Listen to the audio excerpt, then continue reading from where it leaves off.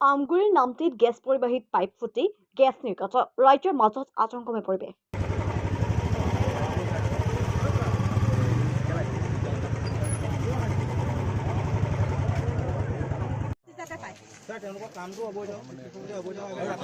আমগুৰিৰ নামটিত নিশা সংঘটিত হয় এক ভয়ংকৰ দুৰ্ঘটনা নামটিৰ মাইগুৰি চেতিয়া গাঁৱত গেছ পৰিবাহী পাইপ ফুটি গেছ নিৰ্গত হয় ঘটনা কেন্দ্ৰ কৰি সৃষ্টি হয় ৰাজ্যৰ মাজত আতংকময় পৰিৱেশ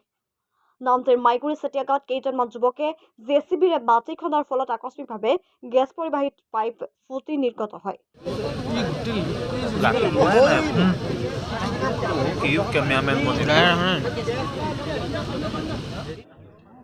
স্থানীয় দুজনমান সচেতন ব্যক্তিয়ে লগে লগে অগ্নি নিৰ্বাপক বাহিনীক খবৰ দিয়া তিনিখনকৈ অগ্নি নিৰ্বাপক বাহিনীৰ দল আহি নিৰ্গত হোৱা গেছ নিয়ন্ত্ৰণ কৰিবলৈ সক্ষম হয় ফলত এক ভয়ংকৰ বিপদৰ পৰা গঠম্বীৰ ৰক্ষা পৰে বৃহত্তৰ নামটি অঞ্চলটো ঘটনাস্থলীত নামটি আৰক্ষী উপস্থিত হৈ ঘটনাৰ তদন্ত অব্যাহত ৰাখিছে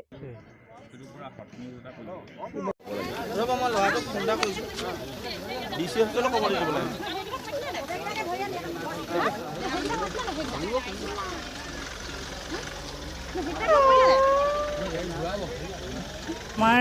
দদাইদেউৰ আজি আদ্য শ্ৰাদ্ধ আছিলে মই মোৰ সন্মুখতে ঘটনাটো ঘটিছে মই ওলাই আহিছিলোঁ ঘৰৰ পৰা আদ্য শ্ৰাদ্ধলৈ মই ওলাই আহিছিলোঁ গধূলি আহোঁতে তেতিয়া মানে জেচিবিখনে মানে পাইপডালত জোৰছে খান্দিছে খান্দোতে এটা ডাঙৰ শব্দ হৈছে শব্দ হোৱাৰ ফলত বহুত গেছ মানে নিৰ্গত হৈছে আৰু আমাৰ গোটেই চাৰিওফালে প্ৰদূষণ হৈ গৈছে সেয়ে মোৰ অলপ ভয়ো খাইছোঁ যথেষ্ট ভয়ো খাইছোঁ আৰু যদি তাৰ পৰিৱেশ যদি আমাৰ জুই কেনেবাকৈ জুই লাগিলেহেঁতেন আমাৰ গাঁওখন সম্পূৰ্ণভাৱে শেষ হৈ গ'লহেঁতেন এতিয়া আপোনালোকে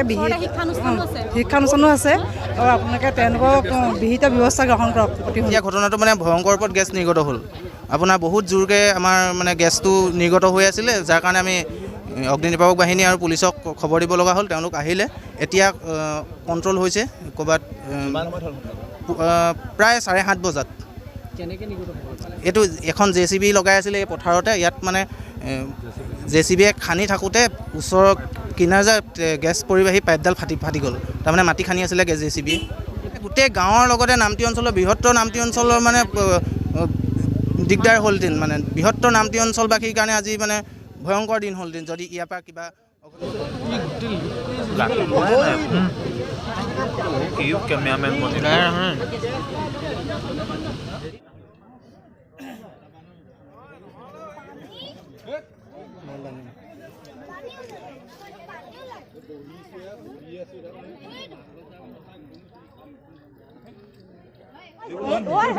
শুনা আকৌ মই এইখন ফেঞ্চিং জুপিয়া পাৰ হৈ আহিছোঁ এইখন ফেঞ্চিং